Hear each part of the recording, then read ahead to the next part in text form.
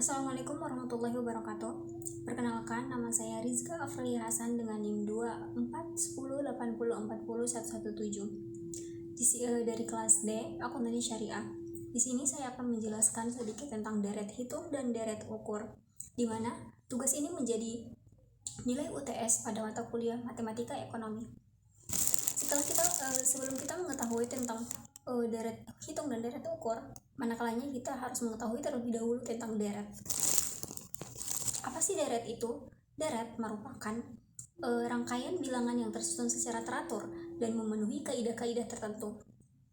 Bilangan-bilangan yang merupakan unsur dan pembentuk sebuah deret dinamakan suku, dan keteraturan rangkaian bilangan yang berbentuk deret dapat terlihat pada pola perubahan. Contohnya seperti 1, 3, 5, 7, 9, dan seterusnya. Di mana bedanya adalah 2, yakni 1 ditambah 2 sama dengan 3, 3 ditambah 2 sama dengan 5, dan seterusnya. Deret dilihat dari pola perubahannya dibagi menjadi 3, yakni deret hitung, deret ukur, dan deret harmoni. Di sini saya hanya menjelaskan tentang deret hitung dan deret ukur saja.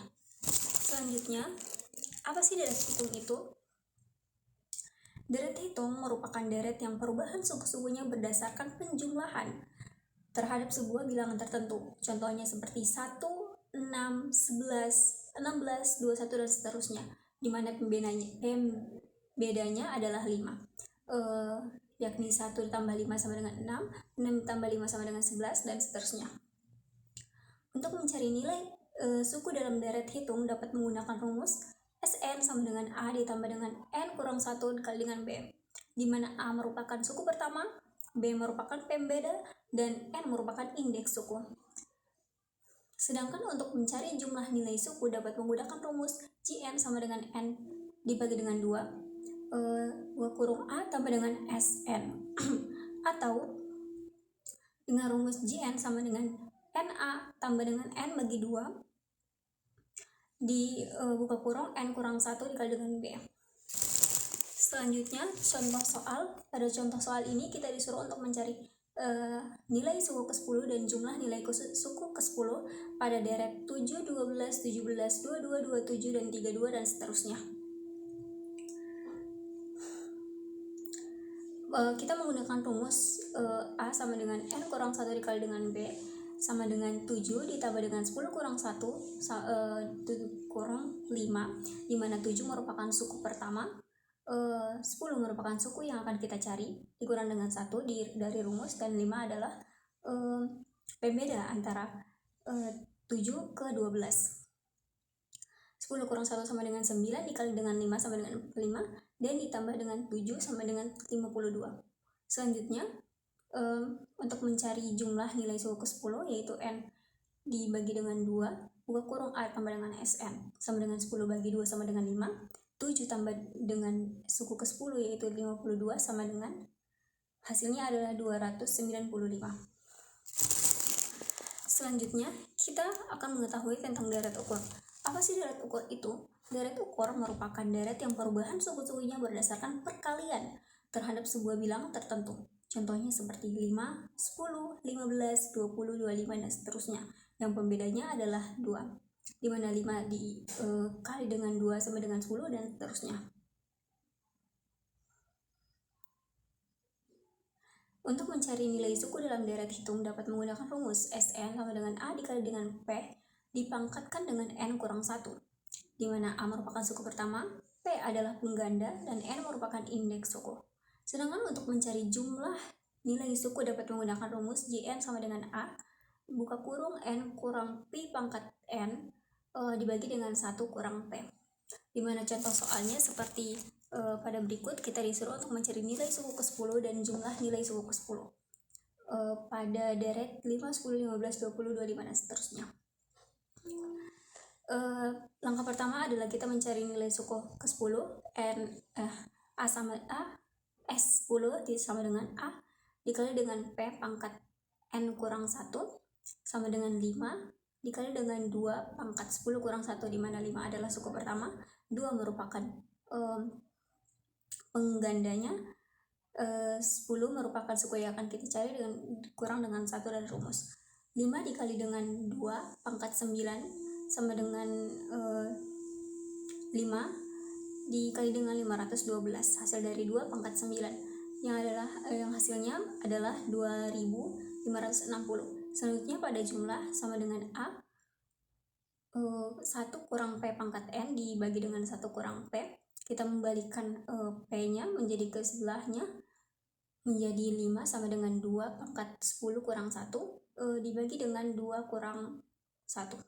Selanjutnya 5 sama dengan 5 buka kurung 1024 kurang 1 sama dengan 5 dikali dengan 1023 sama dengan 5115. Selanjutnya pada penerapan dalam ekonomi, saya mengambil pada perkembangan usaha. Langsung pada soalnya, contoh soalnya. Perubahan genteng Sokajaya menghasilkan 3.000 buah pada bulan pertama produksinya.